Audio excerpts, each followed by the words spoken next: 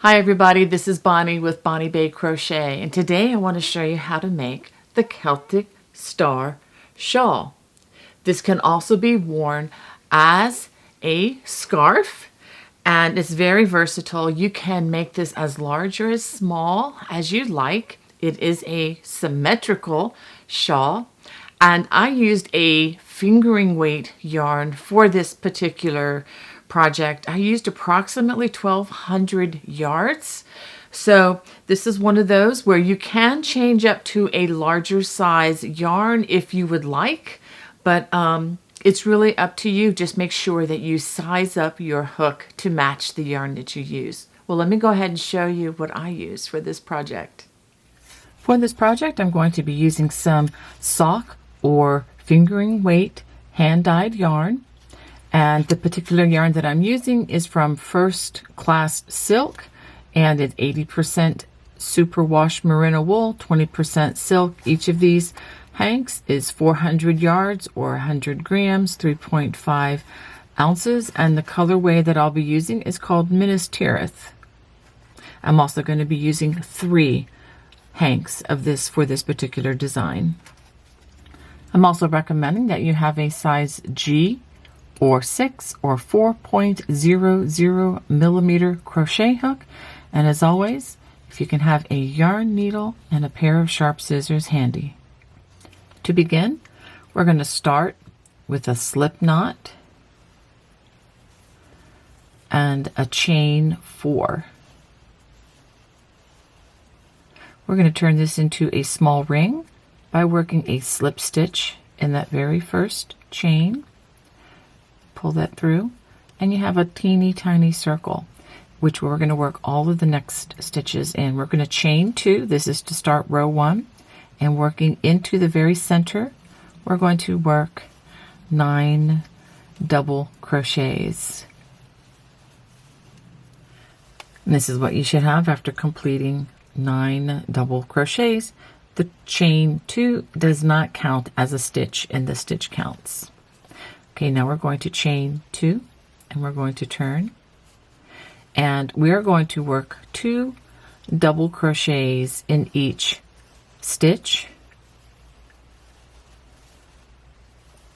in each of those 9 stitches. So go ahead and work those 18 stitches. Again, 2 double crochets in the top of each double crochet. So do be sure to pause and make sure that you have 18 double crochets. Now when we get to the turning chain, we're going to work 3 double crochets into that space. That will bring our entire stitch count up to 21. Okay, so now we're going to turn. To begin row 3, we're going to chain 2, and we're going to work 2 double crochets into that very first stitch. Now we're going to begin the Celtic weave, which will work throughout the shawl project. Okay, for this, we're going to skip the next 2 stitches, 1, 2, and in the next 2 stitches, we're going to work front post treble. So if you've never worked a front post stitch, you prepare the hook like you would for a regular treble.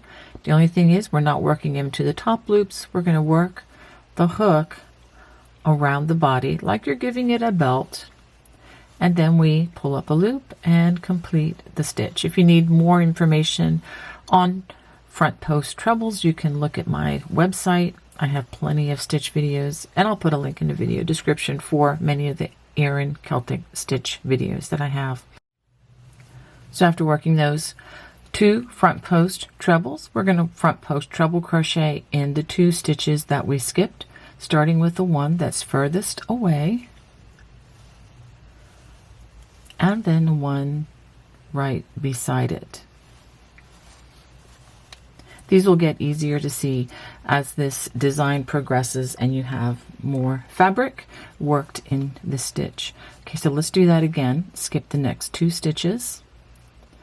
We're going to front post treble in the next 2 stitches. Working in front of those 2 stitches, we're going to front post treble in the 2 stitches that we just skipped.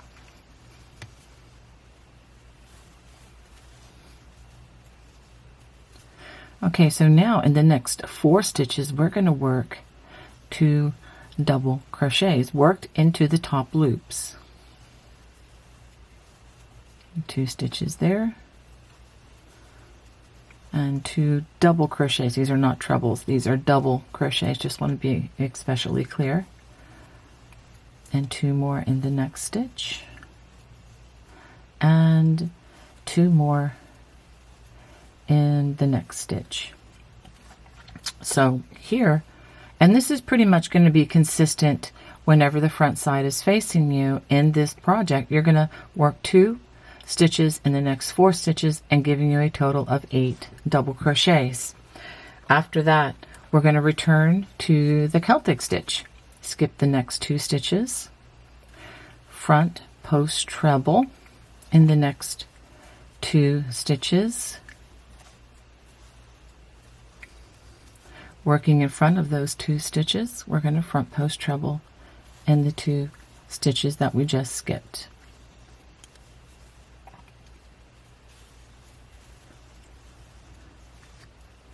And we're going to do that one more time. Skip the next 2 stitches, front post treble in the next 2,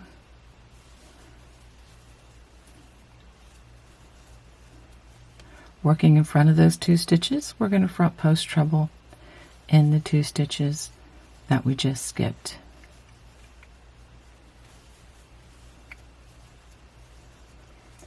When you get to the turning chain, which is hiding right back here, we're going to work 3 stitches there. 1, 2, and 3. And so this is what you should have after completing 3 rows. For row 4, we're going to turn, we're going to chain 2, we're going to work 2 double crochets into that first stitch. You will always do this at the beginning of each row going forward. After that, we're going to work the Celtic weave with the back side facing, and these 2 extra stitches here that you see, we're going to work into the Celtic weave. We're going to do it like this. We're going to skip the next 2 stitches, we're going to back post treble, and using the nerve endings in your finger and thumb, you can see that these are the 2 that are on top of the crossed 4 stitches from the last row. We're going to take that first one and we work a back post treble crochet, very similar to the front post, except we're coming in from the back side and then we go out the back side. So we're doing it around the cable from the back side. Okay, after that, we're going to come work these 2 stitches, but again, with the as seen from the front side, they're going to cross. So I'm going to flip this up so that you can see. We're going to take this stitch first. Let me try that again. Okay, so the first stitch that we skipped is here. We're coming in from the back, doing these as back post trebles. And then the next stitch that we skipped, which was right there. I know this is a little tricky. This is not a beginning stitch, but I do have additional stitch videos on this should you want to look at them. Okay, so that's how we do the back post. Let's do this again. We're going to skip the next 2 stitches, where these 2 stitches here, and then we're going to work back post trebles in the next 2. It's going to feel like it's a large distance away. Okay, now working in front of these as seen from the front side, we're going to cross this way. It's kind of like crossing it from the back, and we're going to use this stitch first for that first back post treble, and then the next stitch. I'm trying to flip back and forth so that you see that it is crossing on the back side, or it's actually the front side as seen from the front side. Okay, let me go ahead and turn and just show you how it's crossed.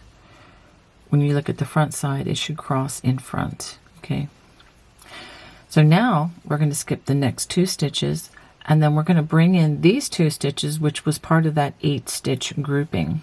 Okay, so we're going to start with this stitch, back post treble crochet, and the next stitch. Now working in front of those as seen from the front side, we're gonna come around the back for this stitch. You can see what it looks like from the other side, and complete that back post treble, and then do that again.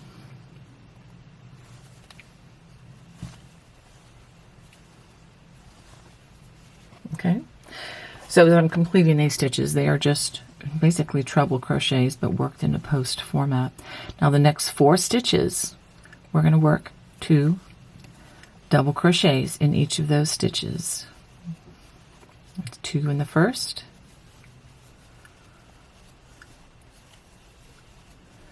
2 in the second,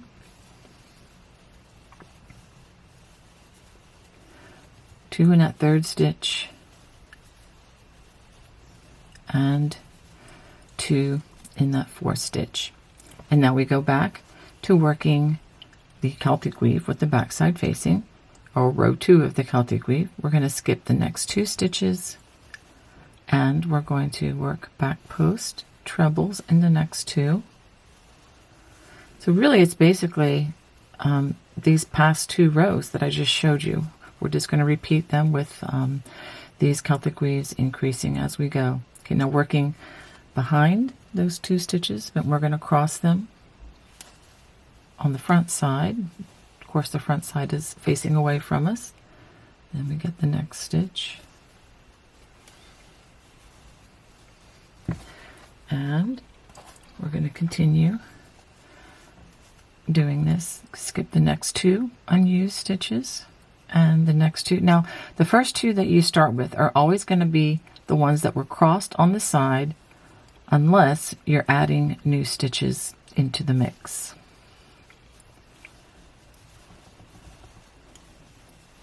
Okay, so these are the ones that were crossed on the top, and then working in front of those as seen from the front side. I'm going to come in from behind,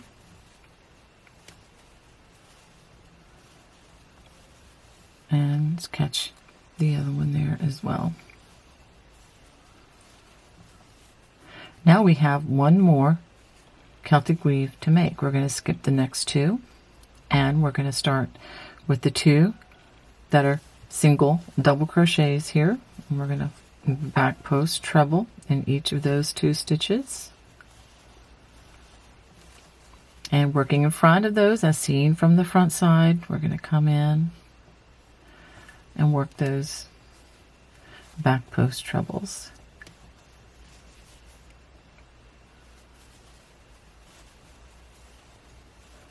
When you get to the turning chain, this will be consistent with every row as well. 3 double crochets worked into the turning chain. So this is what it should look like from the back side. After you complete 4 rows, when you complete them, looking at it from the front side, you can see it looks much, much better.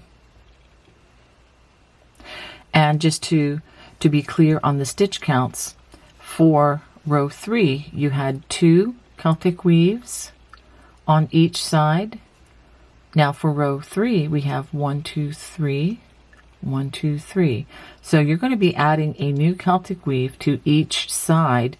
Another way of putting that is you're going to have 2 additional Celtic weaves per row, 1 on each side of the shawl. Okay, well let's go on to row number 5. I'm going to chain 2. We're going to work 2 double crochets into that first stitch. Again, every row will start just like this. Now that we have the front side facing, you'll see how much easier these stitches are going to be to work.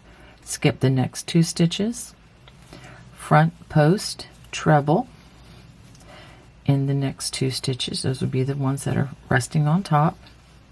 Working in front of those 2 stitches, we're going to front post treble in these 2 stitches. And again, these are being added in for an additional Celtic weave. We'll have 4 sets of the 4 stitch crosses, which I'm calling Celtic weaves, in this particular row. Okay, now we're going to skip the next 2 stitches, and you notice that they're hiding behind these loops, but they are there. 1, 2, you'll see the tops there. And then we're going to front post treble in these 2 that again are resting on top. Front post treble, working in front of those stitches. We're going to use our finger and thumb to find these stitches that are playing hide and seek. And we're going to work this one with the front post treble crochet, and then the second one. And let's skip the next 2 stitches, 1, 2, and then front post treble in the next stitch.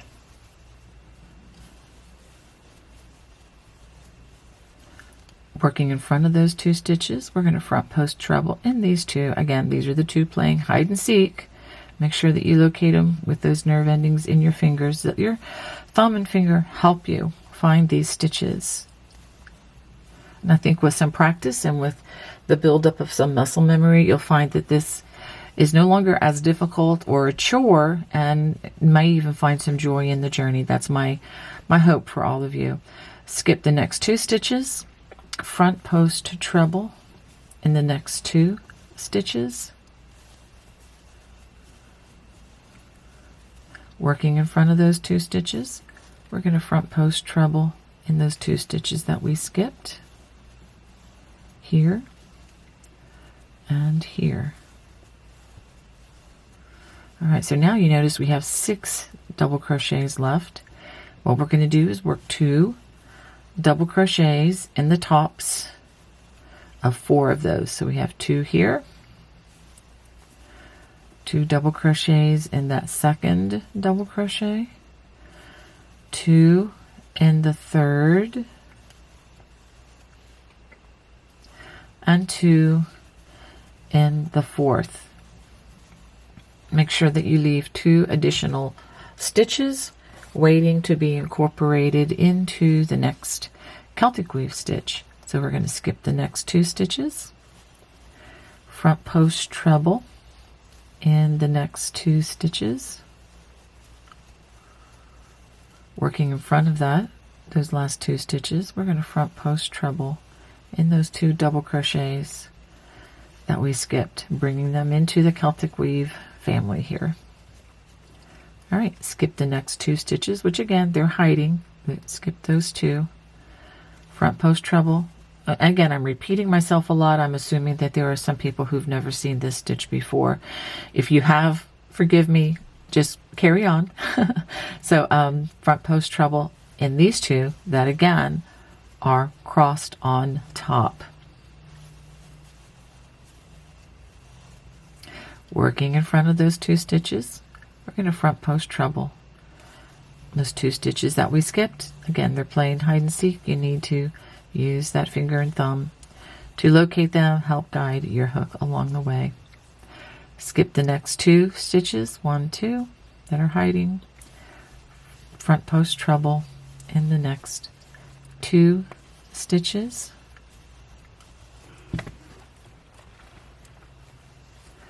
Working in front of those 2 stitches, we're going to front post treble in the 2 stitches that we just skipped.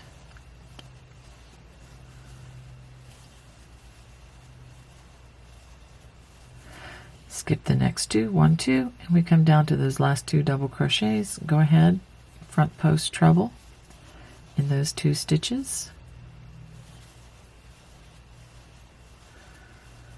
Working in front of those stitches, front post treble in these 2 stitches that are playing hide and seek here. So these stitches truly are woven. When I say Celtic weave, I wasn't joking.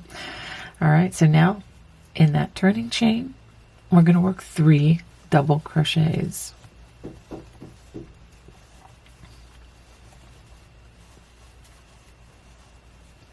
And this is what you should have after working 5 rows.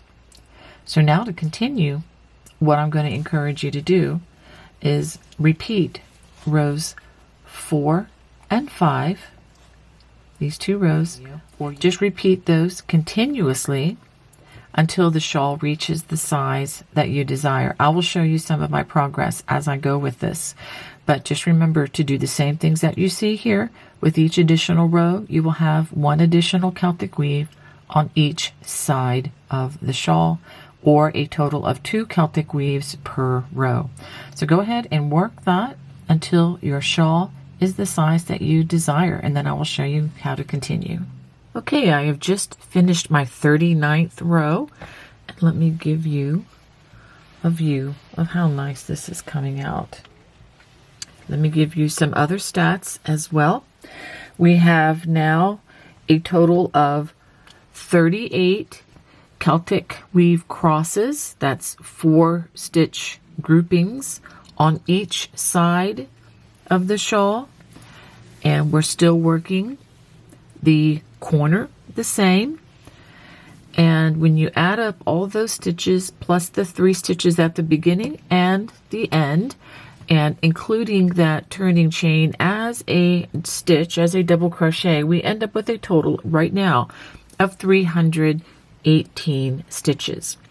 Now I'm going to discontinue the Celtic weave with the next row, and I want to show you how we're going to do that. Okay, make sure I get everything out of the viewfinder that will not distract the focus here. Okay, so we're going to chain 3 again, and we're going to continue with the increases by working 2 double crochets into that first stitch. Okay, after that, we are going to work back post double crochets in every stitch until we get to the corner, and we will continue with the increases there, and I'll show you how to do that once we get there. So when you get to these 4 stitch Celtic crosses, we're going to work just back post double crochet. Let me try that one again. 1 in each stitch, and we're not crossing anything, we're just working straight across. Make sure that you work 4 of these for each of the Celtic 4 stitch crosses. Okay, so I'll do the next group to show you how this looks. So back post double crochet in each of these stitches. This will do a couple of things. It will even out this stitch, and it'll make it easy for us to go on to anything new from this point. Let me go ahead and show you the front side facing. It'll also take some of the curl out that you may have noticed. Of course, when we block this at the very end, that's going to do a lot. It will really, make everything kind of work out. All right, so go ahead and work that to the center, and then I will show you how to work the center, the point of the shawl. After having worked those back post double crochets over all the Celtic weave stitches, we come to the center where we have 8 stitches. So what we're going to do is we're going to continue increasing in the same way, but first we have to work back post double crochets over the next 2 stitches, because these would have been incorporated into another row of Celtic weave had we continued that. Now the next 4 stitches, we're going to work 2 double crochets into each stitch, just the way we've been doing. So that's 2.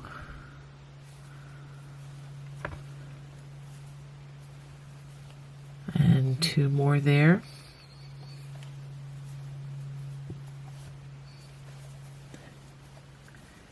And 2 more there. And 2 more in that 4th stitch. So let me go ahead and pause to show you what I have done. So after those first 2 back post double crochets, this is over those 8 stitches in the center, and then 2 in the next stitch, 2 in the next stitch, 2 in the next stitch, and 2 in the next stitch. Okay, after that, we resume with our back post double crochets. You should have 2 more stitches before you continue this with the Celtic weave. Okay, so 2 back post stitches there, and then working with the back side of the Celtic weave facing, just continue in back post double crochets until you get to the end of the row, and then I will show you the ending of the row.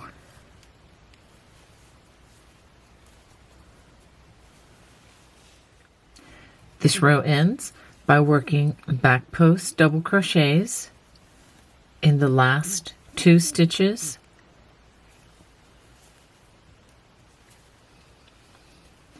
and then the usual 3 double crochets in the turning chain.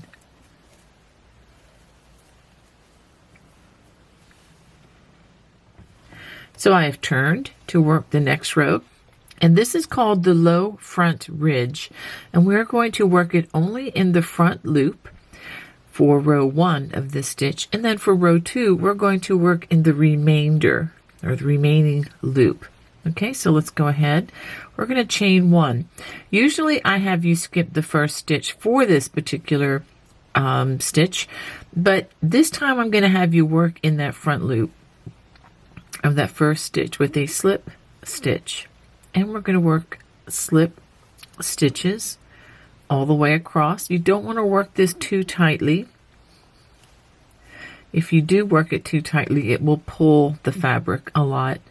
So just gently work these slip stitches into the front loops all the way across, and I'll show you how the row ends. At the end of this row, I'm going to work a slip stitch in the top of the turning chain, and then we're going to turn, and this row we're going to chain 2. This again is row 2 of the low front ridge, and working in the remaining loop of every stitch we're going to work a single crochet. So go ahead and work that all the way across.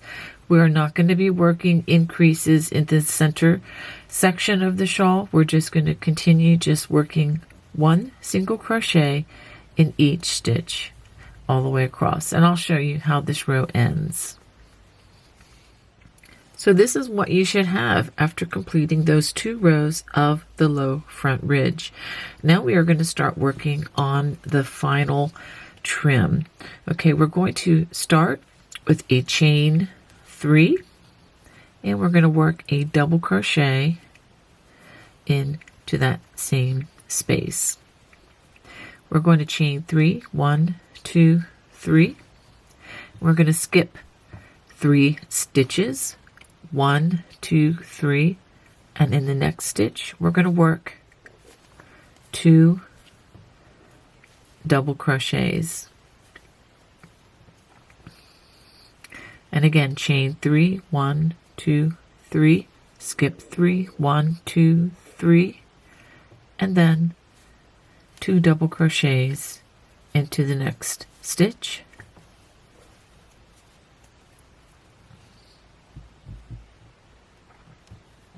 So go ahead and work that until you get near the corner, and I will show you how to handle what you do from there.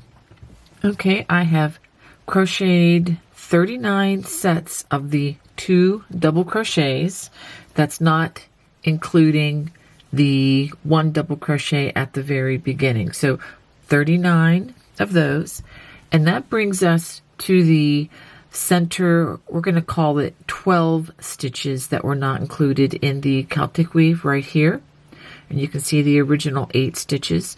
So once you get to that point, or again after 39 sets of the double crochet followed by the chain 3, we are going to work still the chain 3, and we're going to skip only 2 stitches. So skip 2 stitches and then 2 double crochets in the next stitch.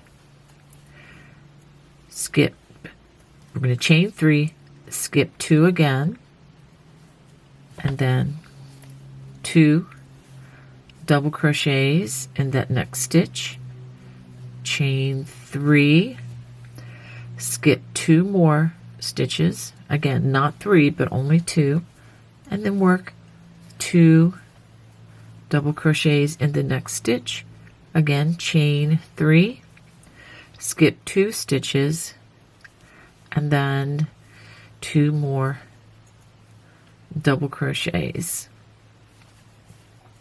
So let's take a look at what we've just done here. So we skipped 2 stitches 1, 2, 3, 4 times around the curve. Okay, so this is to try to make this as symmetrical as possible. Okay, after that, we're going to go back to chain 3 and skipping 3 stitches, 1, 2, 3, and then 2 double crochets in the next stitch, and again chain 3, 1, 2, 3, skip 3, 1, 2, 3, and then 2 double crochets in the next stitch. So go ahead and continue working that until you get to the end of the row. At the end of the row, we chain 3, skip the next 3 stitches, and in the last stitch we're going to work 2 double crochets.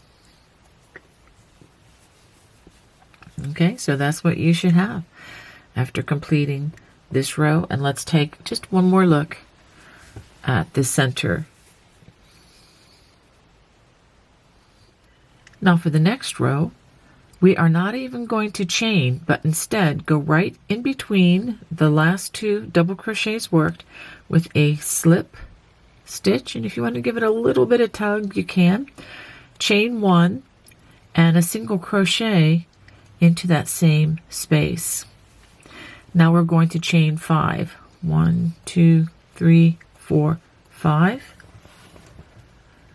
And then we are going to work a single crochet in between the next 2 double crochets, just like that. And this is going to be the repeat across. 1, 2, 3, 4, 5 chains, and then single crochet in between the 2 double crochets. Notice that I'm not working into the loops at all, but just in between those double crochets with a single crochet. 1, 2, 3, 4, 5 chains and a single crochet in between the double crochet. So go ahead and work that row all the way across. To end the row, we work 5 more chains, and then we're going to single crochet in between the double crochet and the chain 3. Okay, so that's what you should have after completing this row. Now for the final row, I'm going to show you 2 different ways to do this. Let me go ahead and show you the first, which is without beads, and then I'll show you a version should you like to add beads. Okay, we're going to chain 1, and working in the chains, the chain 5s, we're going to work 3 single crochets. Then we're going to chain 3, 1, 2, 3. Then we're going to slip stitch into that first chain, like so, creating a little picot, and then single crochet into 3 more single crochets into the same chain 5. And so this is how you get the picot. Going on to the next stitch, we're going to slip stitch into the next single crochet and then repeat 3 single crochets, chain 3, we're going to slip stitch into that first chain, and then 3 more single crochets worked into that same chain 5. And that's how you would work the last row. I'll show you the ending as well in a bit. Now let's suppose you want to add beads. There are two ways you can do this. Using a beading needle, you can actually preload the yarn and work the beads that way. But I'm going to show you a new way, and this is using something called, let me go ahead and show you the container, called the fleece beater. Okay, and I'll try to have some information in the video description below. And so this is what this is. So what I'm going to do first of all, so I'm going to scoot this down. And so what I'm going to do is I'm going to pull this rubber stopper end off, and I'm going to load several beads. You're going to need a total of 81 if you're going to put a bead onto each picot. So let's go ahead and load our beads. However, it's a little time consuming, but go ahead and preload a few of these. Okay, I've got 5, so that'll be enough for the demonstration.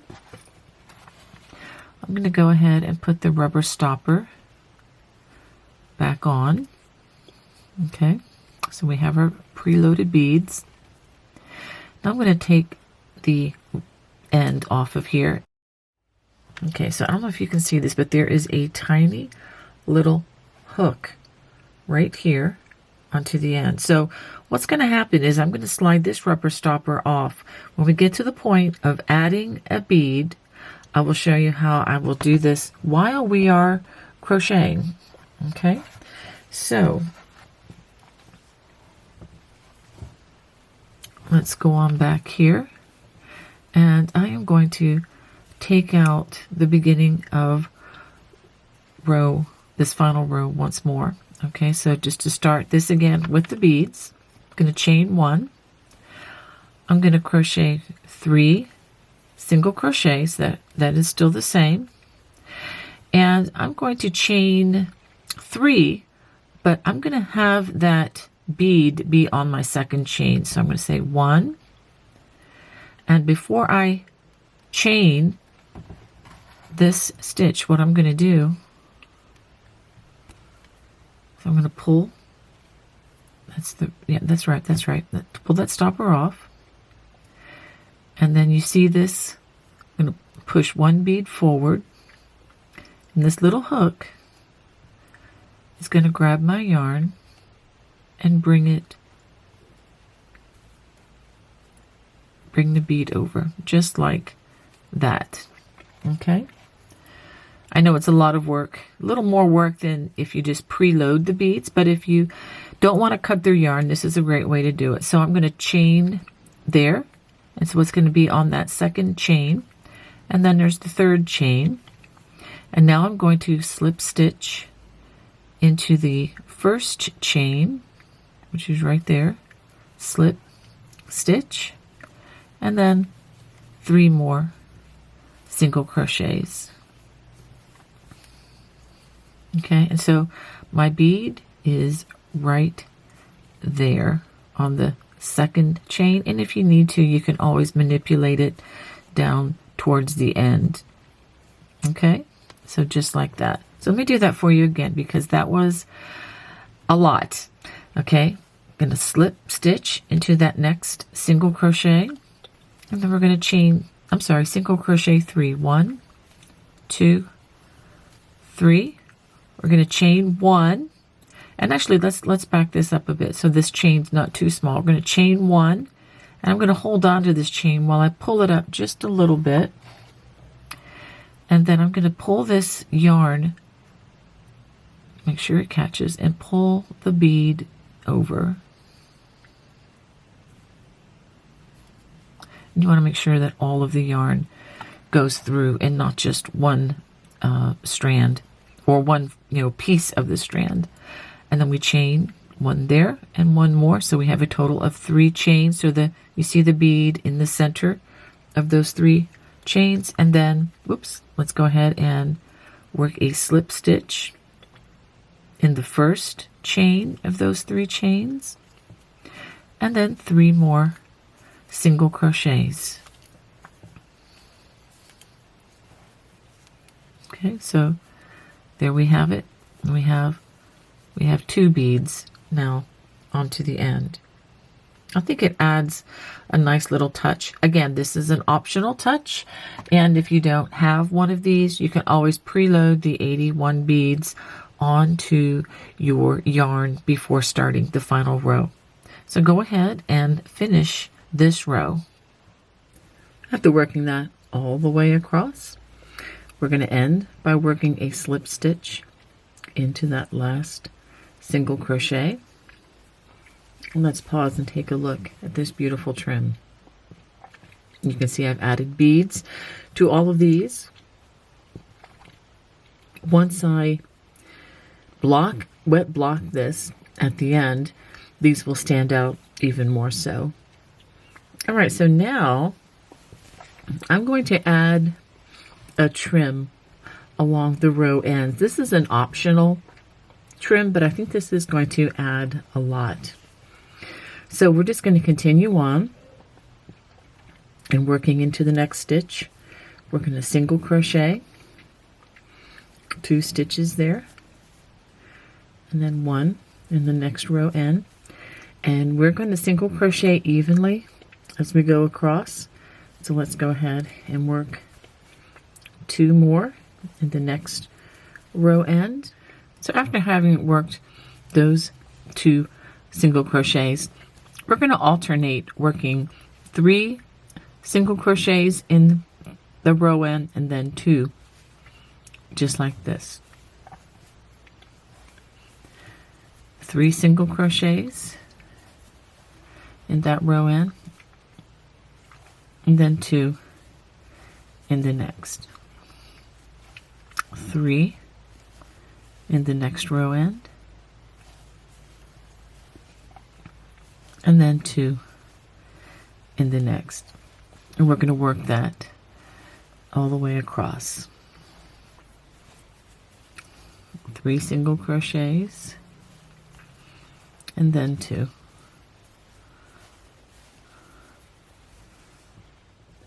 Okay, so I have crocheted all the way across, including the last 2 single crochets in the double crochets that were these additional rows. I have a total of 209 single crochets. Now, if you're off by 1 or 2, it really isn't going to be, even 3 or 4, it's not going to be a deal breaker. It's not going to be that big of a deal. And if you've added additional, Celtic weave rows, you'll probably have more. All right, so I'm going to go ahead and turn. And I'm going to work an interesting row here that is called the low back ridge. Usually I have used the low front ridge in my design work, but we're going to chain 1 and we're going to work the low back rib. And the way you do that, we're going to work only in the back loop. We're going to skip that first stitch. Again, this is this row does not change our stitch count or anything. This is just a surface texture. So what we're going to do is we're going to work a slip stitch in each back loop all the way across the row. Okay, just slip stitch. Let me make sure that you can see that. See the loop in the back? Just work slip stitches and all those stitches, so that'll be 208 stitches across the row. I'll show you how this row ends and the rows that follow. I've worked this all the way across and I put a stitch marker in the very first single crochet of the last row so that I would stop at the proper place. So now I'm going to add a few rows of ribbing. I'm going to chain 2 and we're going to be working in the remaining loop, which is right back here, and we're going to work double crochets in each of these stitches. Here's the next one. So this is technically row 2 of the low back ridge, since we are working this in the back loop. And you can see how this looks, and you can see that this will have a nice little ridge, just like we made using the low front ridge.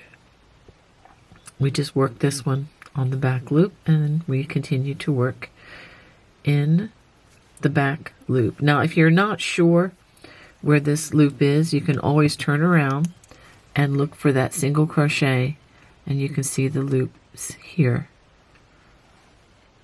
Okay, so go ahead and work that all the way across.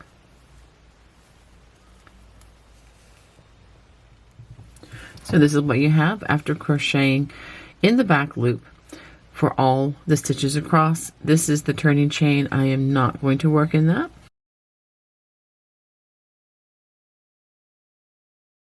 We are going to chain 2.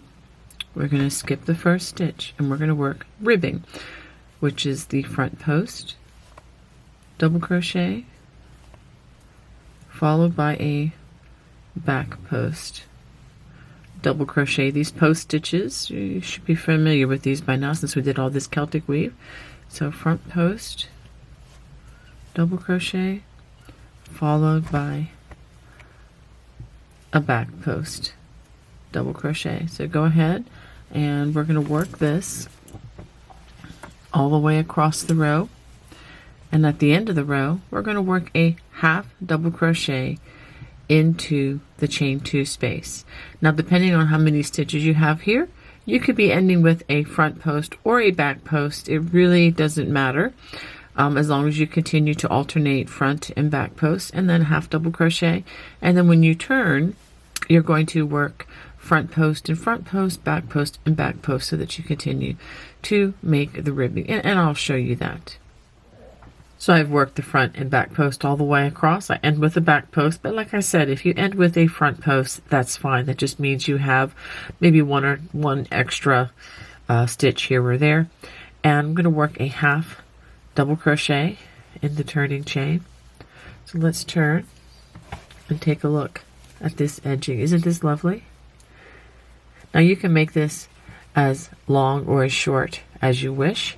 I'm going to try one additional row and see how I like that. I'm going to chain 2, again skip that first stitch, and we're just going to continue front post over the front post, back post over the back post, and I'm going to work this all the way across and see how I like it.